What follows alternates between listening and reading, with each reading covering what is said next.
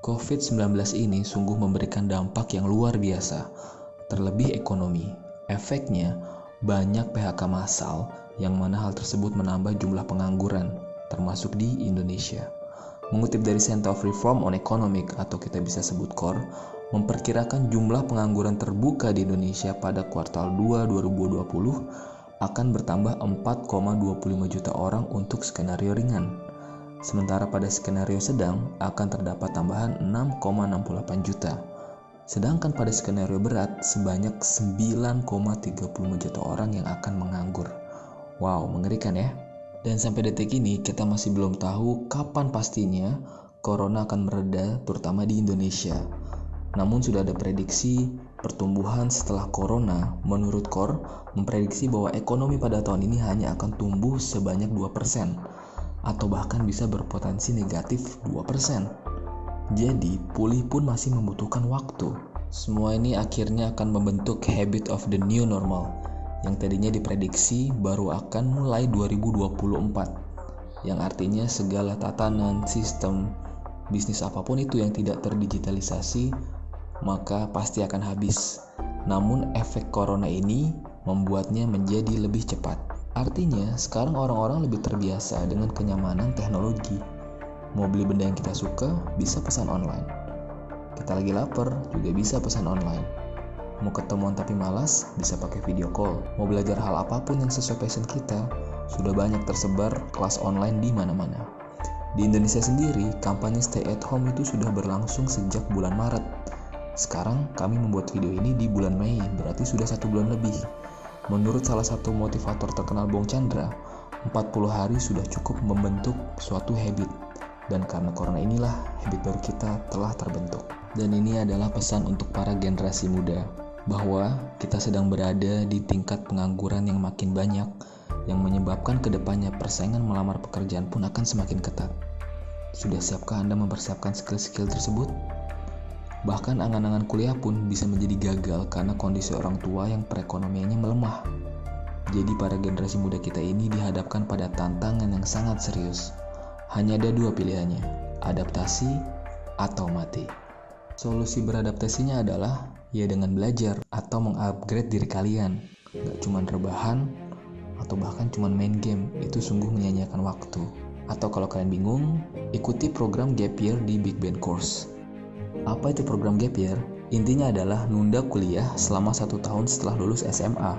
Di Indonesia sendiri, Gap Year menjadi pilihan yang kurang populer karena lebih banyak yang memaksakan diri untuk kuliah hanya untuk menghindari berbagai macam stigma buruk yang ada. Padahal, banyak perguruan tinggi terbaik dunia seperti Harvard University memberikan pilihan untuk menunda kuliah setahun bagi calon mahasiswanya. 3 stigma buruk di Indonesia tentang nunda kuliah setahun. Yang pertama adalah nunda setahun sama dengan nganggur setahun. Well bro, itu mah istilah aja gitu. Bukan berarti ketika kalian berhenti sekolah, kamu juga berhenti belajarnya, nggak ngapa-ngapain. Ingat ya, pendidikan itu nggak cuma bisa didapat di sekolah atau kampus aja, tapi juga bisa dari banyak hal, dari buku, video, kursus, atau kamu terjun langsung ke lapangan. Stigma yang kedua adalah nunda setahun sama dengan tertinggal 1 tahun. Wah, ini sih harus bisa bedain antara kuliah dan sekolah. Sekolah memakai sistem paket belajar, artinya materi pelajarannya sudah ditentukan oleh pihak sekolah, yang rata-rata kalau SMA lulusnya 3 tahun. Tapi kalau kuliah itu lebih fleksibel, karena di kuliahan kamu bisa ngambil, nunda, ngedrop, atau ngambil mata kuliah sekaligus banyak. Jadi lama kuliah seseorang mahasiswa itu ditentukan oleh pilihan dan performanya dari mahasiswa itu sendiri. Makanya jangan heran ada S1 yang lulusnya cuma 3,5 tahun, 4 tahun, 5 tahun, 6 tahun, bahkan 7 tahun. Stigma yang ketiga, nunda setahun adalah aib. Aduh, malu nih gue ambil gap year. Apa kata orang-orang? Apa kata temen gue? Kenapa gue gak kuliah ya? Malu nih. Dan berbagai macam pikiran-pikiran negatif lainnya yang mungkin muncul di pikiranmu. Namun hal tersebut bukanlah aib, karena tiap orang punya ukuran keberhasilan dan jalan hidup yang berbeda-beda. Belum tentu juga hal-hal negatif yang sedang ada di pikiran kamu sekarang itu muncul di pikiran orang lain. Bisa jadi mereka malah cuek, atau malah mereka mau bantuin kamu dan pengen ngasih semangat. Jadi mesti dijaga tuh pikiran buruk kamu. Kenapa gap year direkomendasikan?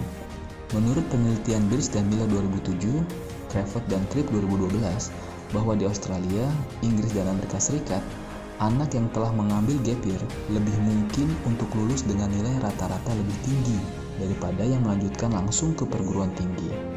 Dan mereka memberikan banyak dampak positif terhadap prestasi akademis para siswanya. Dan juga mereka lebih mudah untuk mendapatkan pekerjaan yang sesuai dengan harapan mereka.